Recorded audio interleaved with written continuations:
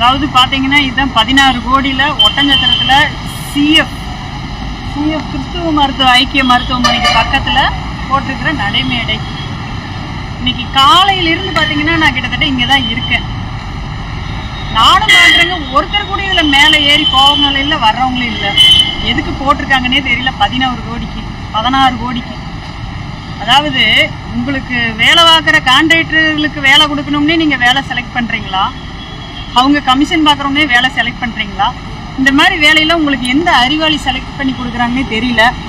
ஆனால் இங்கே இருக்கிற காய்கறி இந்த பழங்க விற்கிறவங்களுமே இந்த வண்டி நிறுத்துறவங்களுக்கு ரொம்ப யூஸ் ஆகுதுன்னு சொன்னாங்க. நானும் இங்கே இருக்கிற கடைக்காரங்க, ஆட்டோக்காரங்க எல்லார்கிட்டையும் பேசி பார்த்தேன். 16 கோடி வேஸ்ட். இப்படிமா மக்கள் பணத்தை அநியாயத்துக்கு வேஸ்ட் பண்ணுவீங்க அமைச்சரே, முன்னாள் அமைச்சர் சக்கரபாணி அவர்களே? கொஞ்சமாவது யோசிச்சு திட்டங்களை எடுங்க. இந்த இடத்துல ஒரு சிக்னலை போட்டிருந்தா ரொம்ப கூட்டமான நேரத்தில் அவங்களே யூஸ் பண்ணிட்டு போயிருப்பாங்க.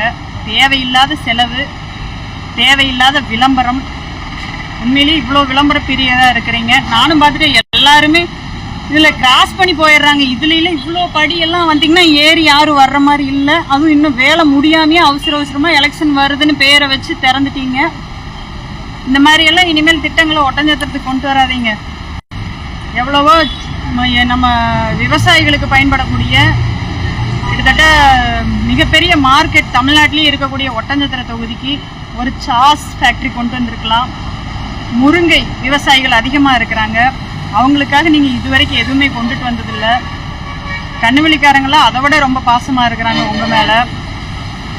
தயவுசெய்து அமைச்சர் அவர்களே, இனிமேலாவது மக்களுக்கு பயன்படக்கூடிய, அது இனிமேல் நீங்கள் எடுக்க போகிறதில்ல, அது வேறு விஷயம். ஆனால் நீங்கள் இதுவரைக்கும் எடுத்ததில் பயன்படாமல் போன விஷயத்தில் இந்த நடைமேடை ஒன்று.